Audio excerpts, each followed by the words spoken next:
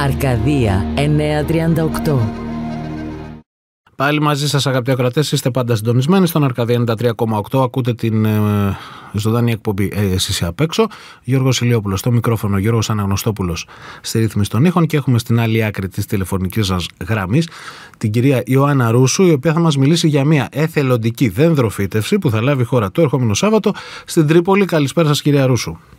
Να σας πούμε για τη δεντροφύτευση που θα κάνουμε σε 2 μέρες. Θα γίνει το Σάββατο το πρωί, έξω από το 12ο Δημοτικό Σχολείο στην Τρίπολη, κοντά στο Δημοτικό Στάδιο. Είναι μια πρωτοβουλία του οργανισμού μας, του Growth Hub, που ουσιαστικά θέλουμε έτσι να ενισχύσουμε την περιβαλλοντική ενσυναίσθηση των νέων και όχι μόνο στην πόλη μας, στην Τρίπολη. Να πούμε ότι εθελοντική ουσιαστικά σημαίνει ότι απευθύνεστε σε όλους.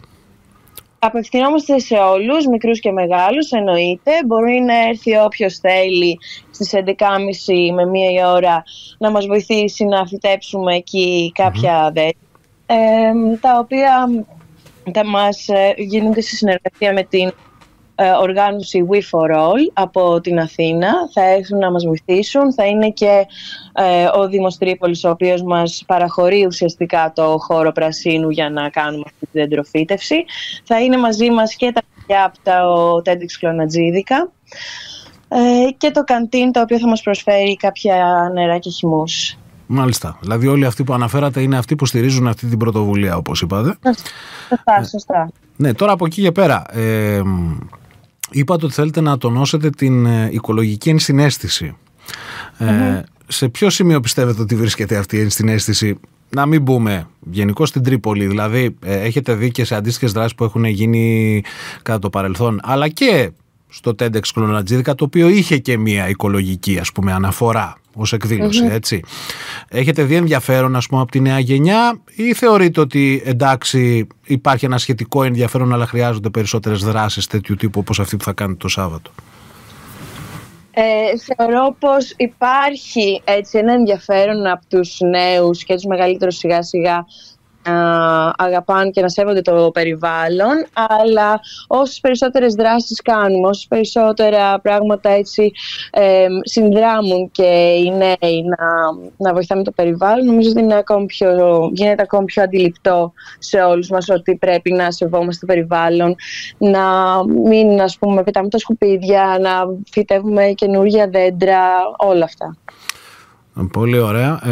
Να υπενθυμίσουμε λοιπόν το Σάββατο 11.30 στη Λεωφόρο Μίκη Θεοδωράκη και Παρασκευοπούλου, στη Συμβολή ουσιαστικά, σε χώρο που παραχωρήθηκε από το Δήμο Τρίπολης, θα γίνει η εθελοντική δενδροφύτευση από το Growth Hub σε συνεργασία, όπως είπατε, με τη We For All της Αθήνας και τη στήριξη διαφόρων φορέων και επιχειρήσεων, βέβαια, και επιχείρησης μάλλον της Τρίπολης.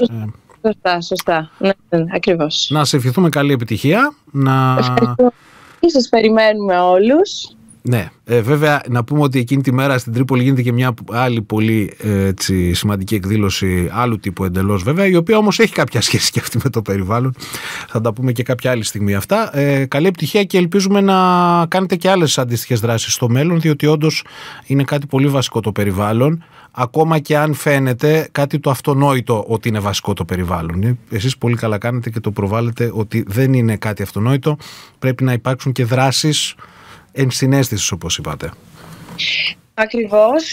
Θα κάνουμε και άλλες δράσεις. Αυτό που δεν αναφέραμε είναι ότι το πρόγραμμα ουσιαστικά είναι ένα ευρωπαϊκό πρόγραμμα που συγχρηματοδοτείται από το INEVIDIM και το European Solidarity Corps. Συνεπώς θα κάνουμε και άλλες δράσεις οι οποίες αφορούν το περιβάλλον και σε σχολεία και στην πόλη μας, οπότε να έχετε και άλλες έτσι δράσεις από εμάς. Ωραία, σας ευχαριστούμε πάρα πολύ και πάλι καλή σας επιτυχία. Ευχαριστούμε πολύ. Ευχαριστούμε. Καλή σας μέρα. Γεια σας. Αρκαδία 938.